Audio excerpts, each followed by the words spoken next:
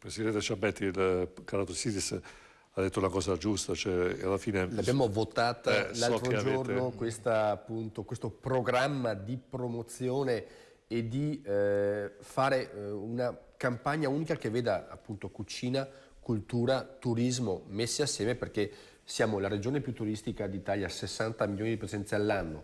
Già lo facciamo in maniera discreta, diciamo, una promozione anche al di fuori delle spiagge o delle città d'arte, ma sempre più dobbiamo investire in questo, e quindi, come diceva Caratossidis, è effettivamente una cosa che dovremmo sicuramente fare meglio. Diceva prima Ronco, magari siamo stati troppo attenti magari al manifatturiero, al produttivo, che va comunque spinto e promosso, ma abbiamo tante altre ricchezze e tante altre eccellenze che possiamo vendere meglio rispetto a quello che abbiamo fatto fino adesso.